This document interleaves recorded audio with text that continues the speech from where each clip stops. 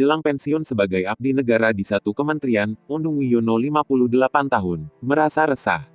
Dia berharap, rencana pemerintah terkait pembayaran pensiun pegawai negeri sipil (PNS) seperti dirinya tak diubah.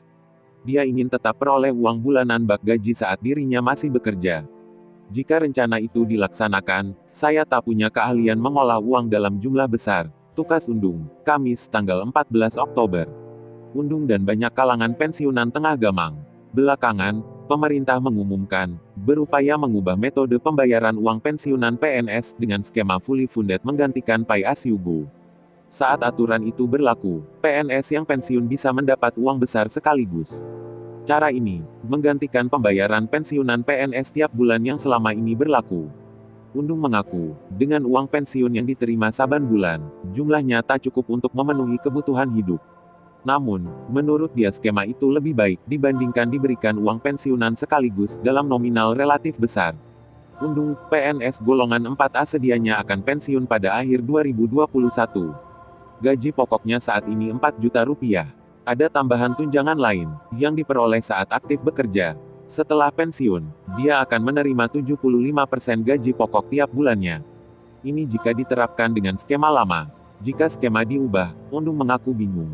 Bukan tak bersyukur peroleh uang banyak. Namun, dia khawatir tak mampu mengelola dengan baik uang pensiun itu. Untuk membuka usaha atau berinvestasi, Undung bilang, hal itu sulit dilakukan oleh orang lanjut usia.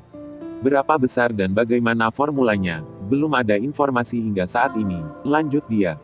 Suganda, 61 tahun, seorang pensiunan PNS justru punya kekhawatiran berbeda.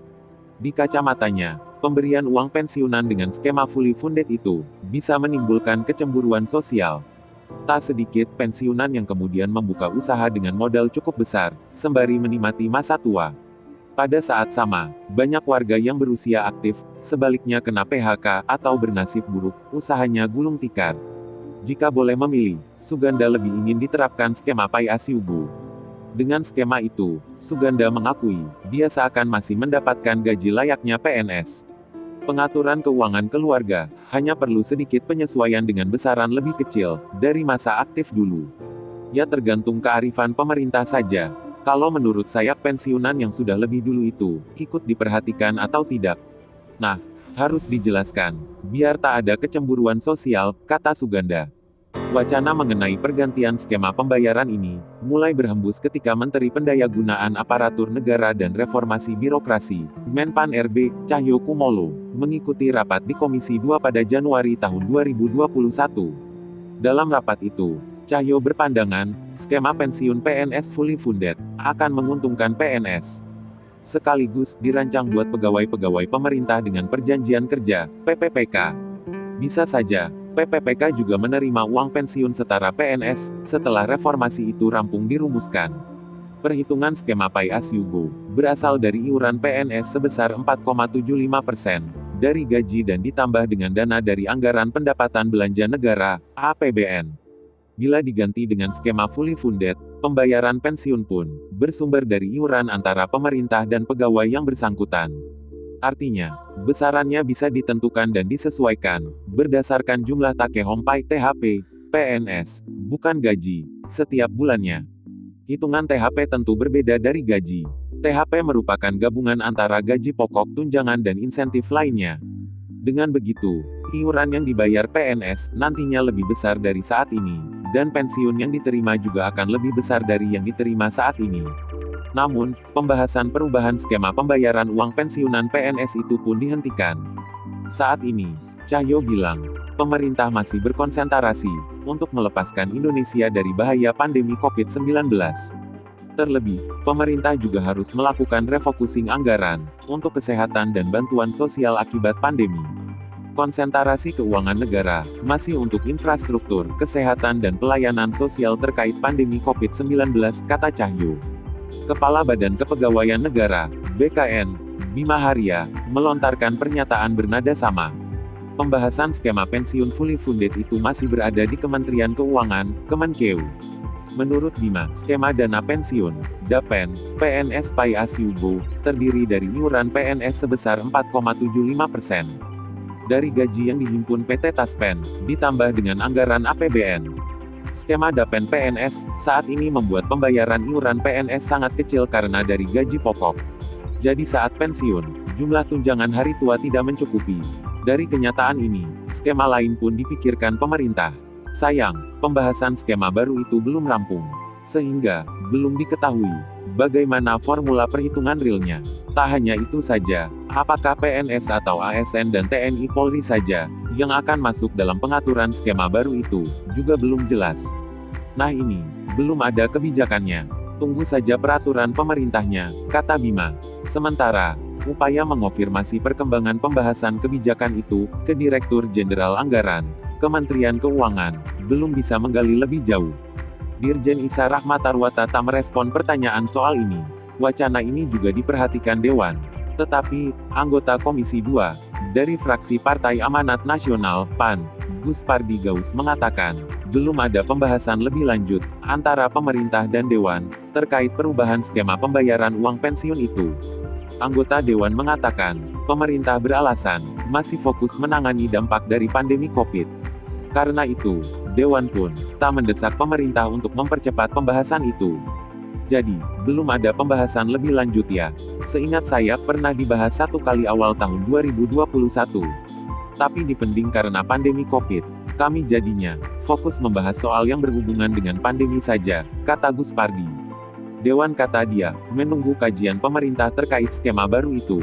Menurut Gus Pardi, berdasarkan pembahasan awal bersama pemerintah, kebijakan yang akan dikeluarkan bisa berdampak positif.